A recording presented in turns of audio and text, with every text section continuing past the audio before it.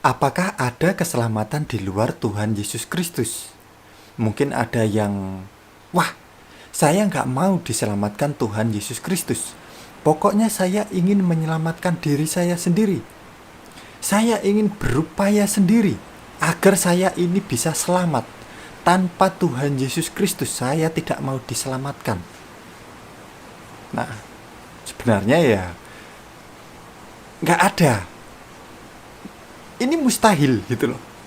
Tetapi kalau kalian benar-benar ngotot, saya pokoknya tidak mau diselamatkan oleh Tuhan Yesus Kristus. Saya ingin menyelamatkan diri saya sendiri.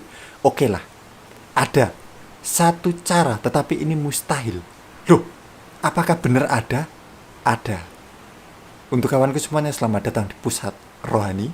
Damai Tuhan kita Yesus Kristus beserta kita semuanya. Jika ya hendaklah kamu katakan ya, jika tidak hendaklah kamu katakan tidak.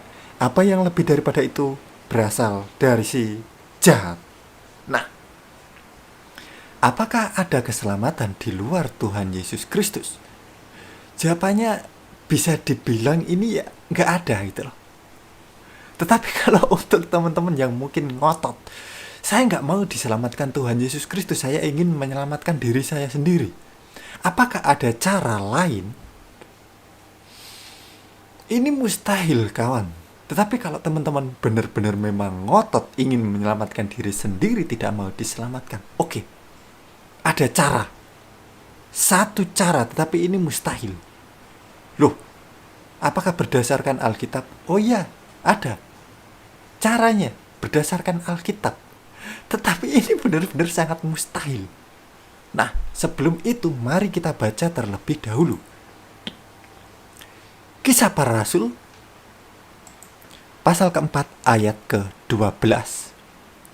Dan keselamatan tidak ada di dalam siapapun juga selain di dalam Dia, yaitu di dalam Tuhan Yesus Kristus. Sebab di bawah kolong langit ini tidak ada nama lain yang diberikan kepada manusia yang olehnya kita dapat diselamatkan. Tidak ada keselamatan selain di dalam Dia. Injil Yohanes pasal ke-14 ayat ke-6. Kata Yesus kepadanya, Akulah jalan dan kebenaran dan hidup. Tidak ada seorang pun yang datang kepada Bapa kalau tidak melalui Aku. Karena hanya melalui Sang Anak Putra Tunggal Bapa inilah kita bisa diselamatkan. Di luar itu tidak bisa. Tetapi kalau teman-teman benar-benar sangat ngotot ingin menyelamatkan dirinya tanpa melalui jalan, yaitu Tuhan Yesus Kristus, jalan yang lurus, oke, ada satu cara, yaitu Taurat. Ya, benar. Taurat. Ini satu-satunya jalan.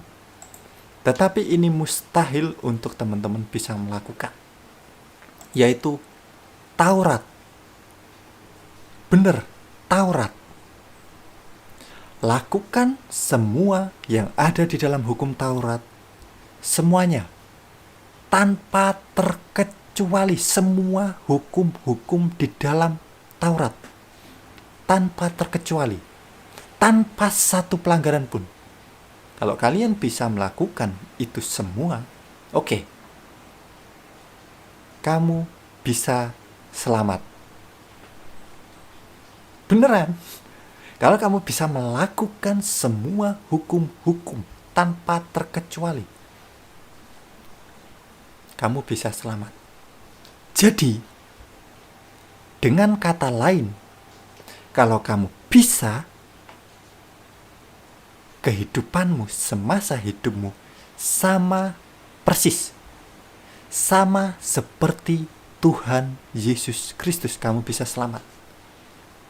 Karena hanya Tuhan Yesus Kristus yang bisa melakukan semua yang ada di dalam hukum Taurat. Tuhan Yesus Kristus tidak berdosa, tidak tercela, tidak bernoda sekecil pun. Nah, kalau kamu bisa seperti Tuhan Yesus Kristus, kamu bisa selamat. Nah, ini pertanyaannya, kamu bisa nggak?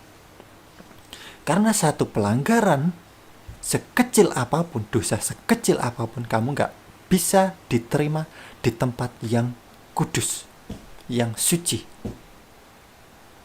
Surga tidak ada dosa, tidak ada noda sekecil apapun. Oke, jadi kamu harus benar-benar bersih, suci, tidak ada noda, kamu bisa selamat. Itu satu-satunya cara, yaitu Taurat.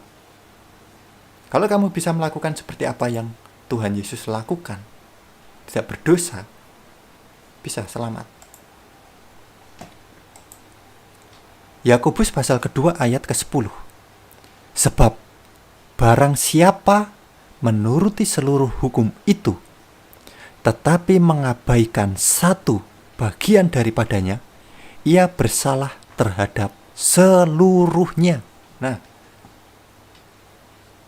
kamu mau menyelamatkan dirimu sendiri dari Taurat?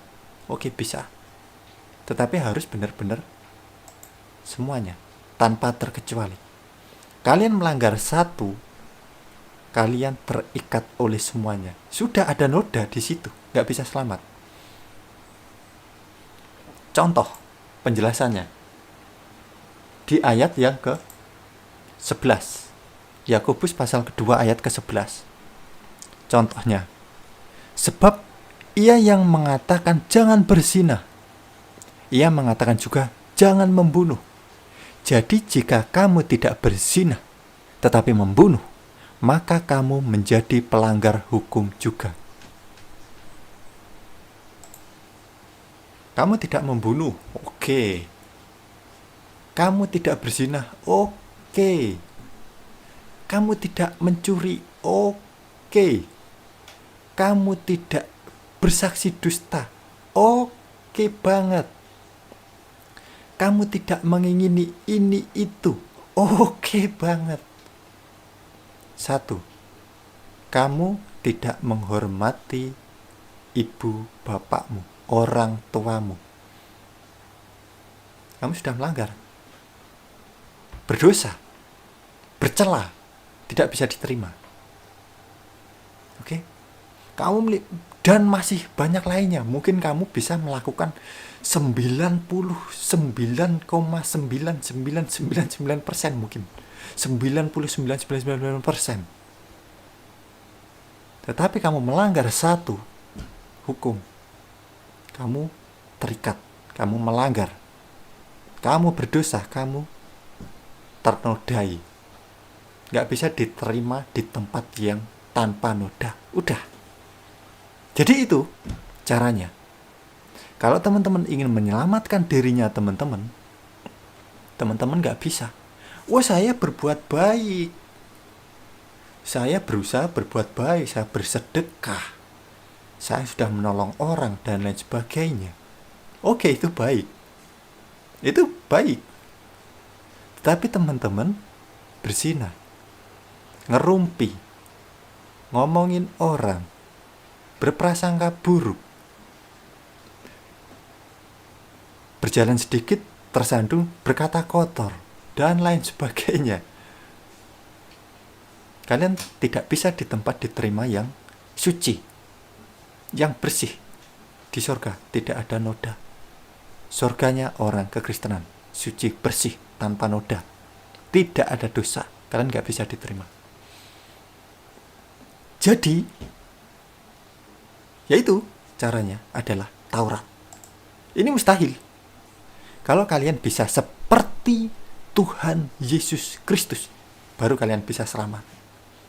Jadi ya bisa dibilang gak ada keselamatan di luar Tuhan Yesus. Itu loh, oke? Ya itu cuma caranya itu, sudah gak ada lainnya. Injil Yohanes pasal ke-11 ayat ke-25. Jawab Yesus, akulah kebangkitan dan hidup.